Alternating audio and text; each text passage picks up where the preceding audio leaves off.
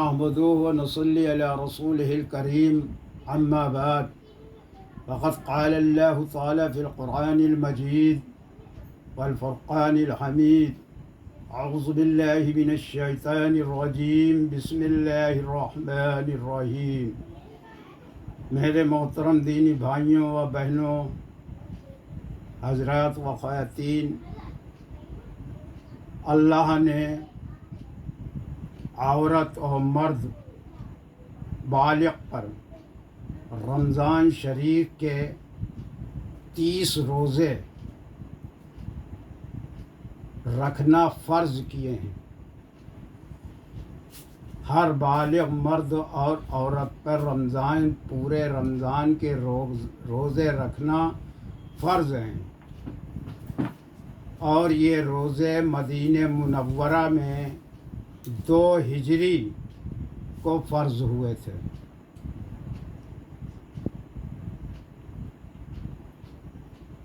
روزہ بہت ہی فائدہ مند چیز ہے، صحت کے اعتبار سے بھی اور آخرت کے اعتبار سے بھی۔ روزہ کیا ہے؟ روزہ ایک ایسا عمل ہے جو انسان کو فرشتوں کی صف میں لا کر کھڑا کر دیتا ہے۔ یعنی فرشتے نہ کھاتے ہیں نہ پیتے ہیں، بس اللہ کی عبادت کرتے ہیں۔ اور روزے کی حالت میں انسان بھی نہ کھاتا ہے نہ پیتا ہے، بس اللہ کی عبادت کرتا ہے، تو گویا انسان بھی فرشتوں کی صف میں کھڑا کر دیا۔ یہ ایک ایسا عمل ہے جو روزے کو جان بوجھ کر چھوڑ دے، وہ پھر ایک روزے کے بدلے، رمضان کے بدلے ساری زندگی اگر روزہ رکھتے رہے تو اس کا بدل نہیں ہوگا۔ اگر ایک روزہ جان بوجھ کر چھوڑ دیا تو 60 روزے مسلسل وہ کو رکھنا پڑیں گے۔ 60 روزے اسے مسلسل رکھنا پڑیں گے۔ سال میں 5 دن کے روزے حرام ہیں۔ عید کے دن کا روزہ، بقرعید کے دن کا روزہ، ذی الحجہ کی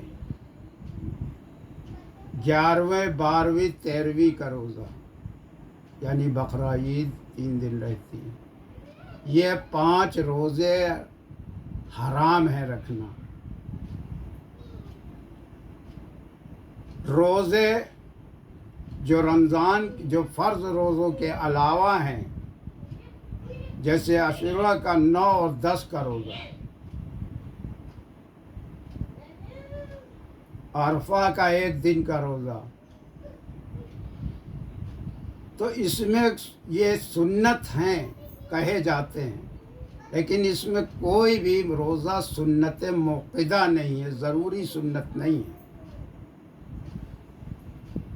وہ روزے سنت کہے جاتے ہیں جو حضور پاک صلی اللہ علیہ وسلم نے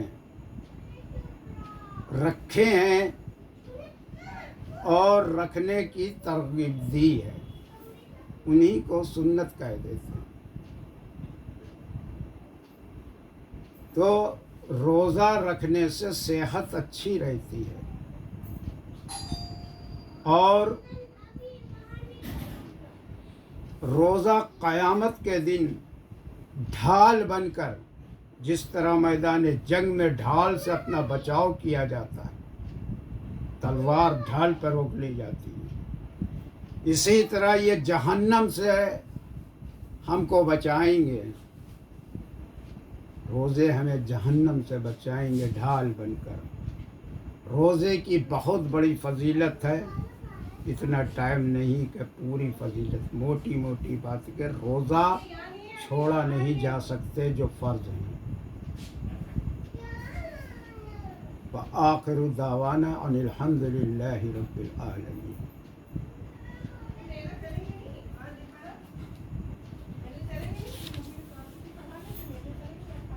بسم اللہ الرحمن الرحیم۔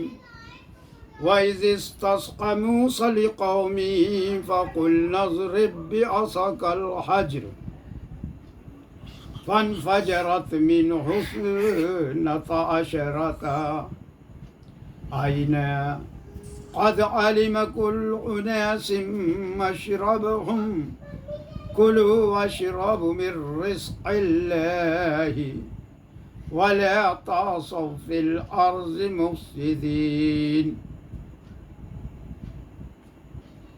اور جب موسیٰ نے پانی کی دعا مانگی اپنی قوم کے واسطے، اس پر ہم نے حکم دیا کہ اپنے اس عصا کو فلاں چیز پر مارو، بس فوراً اس سے پھوٹ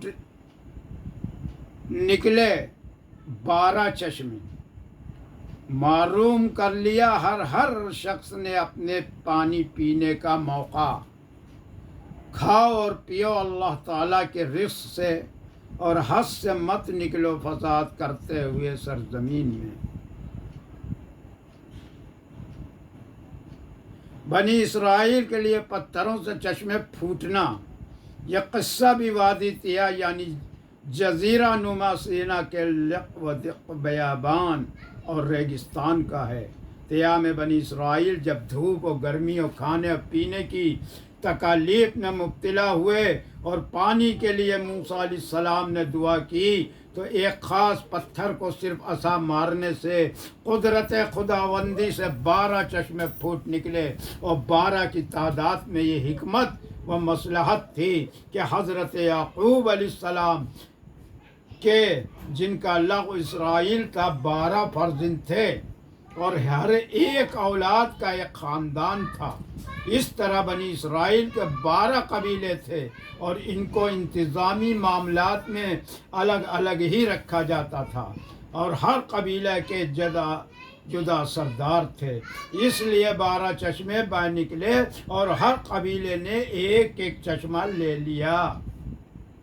اور بنی اسرائیل کو موسیٰ علیہ السلام کی معرفت حکم دیا گیا کہ اللہ کی اس خاص رزق سے جو اللہ نے خاص طور پر بغیر ظاہری اسباب کے عطا فرمایا ہے، کھاؤ پیو اور دل و جان سے اللہ کا شکر ادا کرو، اور اللہ کا رزق کھا کر اس کی نافرمانی نہ کرو، اور زمین پر فساد مچاتے نہ پھرو، یعنی زمین پر اللہ کی معصیت کو نہ کرو۔ حضرت عباس رضی اللہ عنہ فرماتے ہیں کہ ایک چوگوشا پتھر تھا، بیل پر لاد دیا جاتا تھا، جہاں اترتے رکھ دیتے اور عصا مارتے ہی اس میں سے نہریں باہر نکلتی، اور جب کوچ کرتے اٹھا لیتے نہریں بند ہو جاتی۔ بعض نے کہا کہ یہ جنتی پتھر تھا، اور ایک قول میں ہے کہ یہ پتھر حضرت آدم علیہ السلام کے ساتھ جنت سے آیا تھا، اور یوں ہی ہاتھوں ہاتھ پہنچتا ہوا حضرت شعیب علیہ السلام کو ملا تھا، اور انہوں نے یہ لکڑی اور پتھر دونوں موسیٰ علیہ السلام کو دیے تھے۔ حضور صلی اللہ علیہ وسلم کی انگلیوں سے چشمہ پھوٹنا، بخاری شریف کی ایک روایت میں اس طرح بیان کیا گیا ہے۔ حضرت عبداللہ بن مسعود رضی اللہ عنہ بیان کرتے ہیں کہ ہم ایک سفر میں رسول اللہ صلی اللہ علیہ وسلم کے ساتھ تھے، پانی کی کمی ہو گئی، آپ نے فرمایا تلاش کرو، کسی کے پاس کچھ پانی بچا ہو تو لے آؤ۔ صحابہ ایک برتن لے آئے جس میں ذرا سا پانی تھا، آپ نے برتن میں اپنا دست مبارک ڈالا اور فرمایا چلو اور وضو کا پانی اور خدا کی برکت لو۔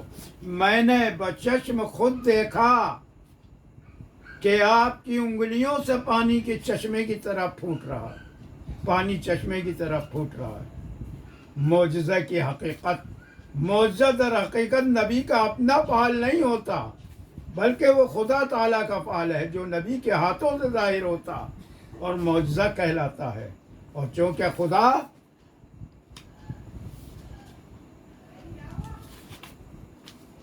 تعالیٰ کی قدرت و طاقت سے ہر ناممکن چیز میں ممکن ہے، اس لیے اگر قدرت خداوندی اپنے پیغمبر کے ہاتھ سے کوئی ایسا عمل دکھلا دے جو عام سلسلہ اسباب کے بغیر عالم وجود میں آ جائے تو اس میں کون سی بڑی حیرت کی بات ہے۔ جب خدا تعالیٰ کے رسول دنیا میں آئے تو ان کے ساتھ صدقہ و دیانت اور حسن خلق اور جملہ کمالات بشریہ کی نشانیوں کے ساتھ ایک قوت قاہرہ جس کا دوسرا نام تائیدازیدی ہے وہ بھی ساتھ ہوتی ہے، جس کے ذریعے سے معاندین کی گردنیں جھک جاتی ہیں۔ اسی قوت قاہرہ کا نام معجزات ہے۔ یہود و مدینہ کو تنبیہ، الغرض اس آیت میں بھی قوم بنی اسرائیل پر ایک عظیم الشان احسان فرمایا گیا تھا۔ یہود و مدینہ کو یاد دلایا گیا تھا کہ وہ احسان مانے اور خدا کی قدرت کے معترف ہو کر اس کی نافرمانی سے بچیں، اور ان کے بڑوں کو جو نصیحت اور اللہ توسو فی الارض مفسدین اور نہ پھرو ملک میں فساد مچاتے کی گئی اس کا بھی خیال کریں۔ دعا کیجئے اللہ تعالی ہمیں اس سے بچائیں کہ اللہ کا دیا ہوا رزق کھا کر اسی کی نافرمانی کی جائے۔ اللہ تعالی ہمیں ظاہر میں اور باطن میں اپنی فرما برداری اور تابعداری نصیب فرمائیں اور اسی پر زندہ رکھیں اور اسی پر موت نصیب فرمائیں، آمین۔ وآخر دعوانا ان الحمد للہ رب العالمین۔